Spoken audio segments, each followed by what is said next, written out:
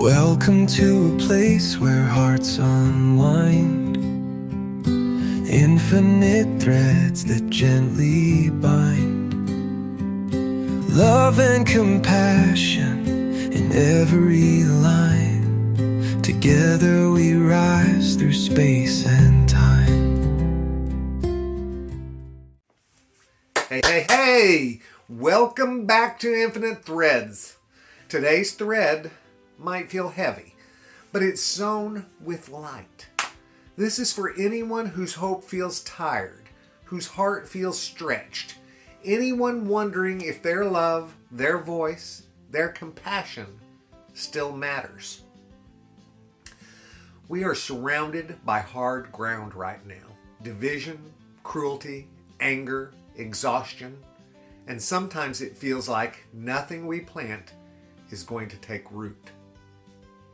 But it can, and it will.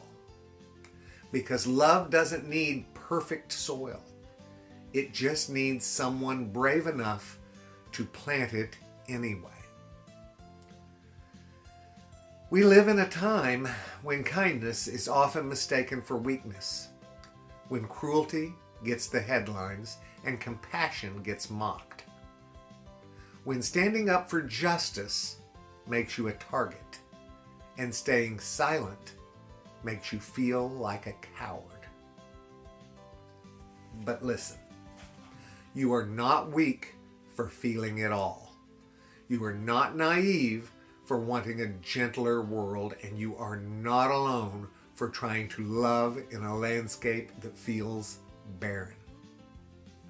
You are the planter, the water bearer, the seed holder, the one who kneels in dust, looks around at all the anger and grief and says, still, I will plant something better here.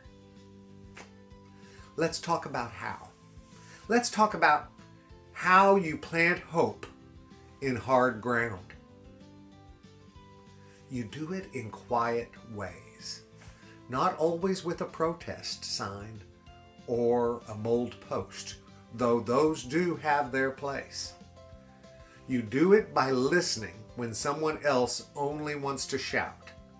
You do it by holding a line of compassion when someone's trying to bait you. You do it by believing in someone before they believe in themselves. You do it by saying, I love you, even when it's not said back. And you do it by standing in the divide, not shouting from one side or another. Hope is planted through action, but watered by presence. And maybe you feel like nothing's growing. You've tried to be kind, you've tried to be better, you've tried to love someone through their pain or their anger, and it just feels like they're throwing your seeds back at you. I know that feeling. Believe me, I do. But not every seed sprouts the moment you walk away. Some grow in secret. Some grow slowly. Some won't bloom until years from now when they need it most. That doesn't mean the planting was wasted. It means you trusted something deeper than control. You trusted love to do what it does. This isn't about toxic positivity. Not at all. It's not about pretending the world isn't burning in places. It's about choosing to be the water, not the fire. The nourishment, not the drain. The hand held out, not the finger pointing. Even in rage, even in sorrow, you can still love. You can still be firm and kind. You can still say no with compassion. You can still carry grace like a lantern through the dark. So, what do we plant now? We plant truth spoken without hate. We plant love even when it's inconvenient. We plant accountability, not revenge. We plant forgiveness where bitterness has made a home. We plant joy even when it feels undeserved. And we do it again tomorrow and again the next day. Because that's the only way a garden grows. And here's the thing about gardens. You don't always get to eat the fruit you planted. Sometimes you're planting for someone you'll never meet. Sometimes your job is to make sure they have soil to work with at all. Your words today may be the reason someone dares to believe again 5 years from now.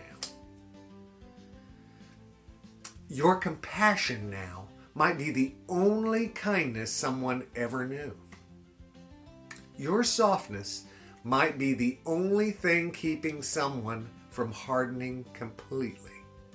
And maybe you'll never know that.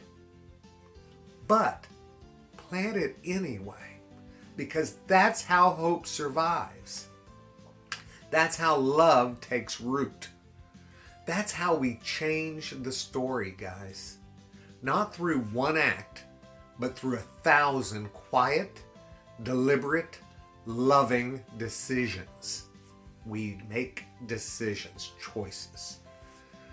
So here's my invitation to you today. Take your tired hands, take your full heart, take your tiny packet of hope, and go outside. Not literally, though you can. Go outside the comfort zone. Go outside your bubble. Go outside your pride. And plant. Plant something in someone's life that love can grow in. A word, a gesture, a moment of real listening, a forgiveness long overdue, a boundary that's drawn with kindness. Plant something real. And when it gets hard, and it will, when the world seems too broken and the soil too dry, remember this. You are not alone. We are not alone.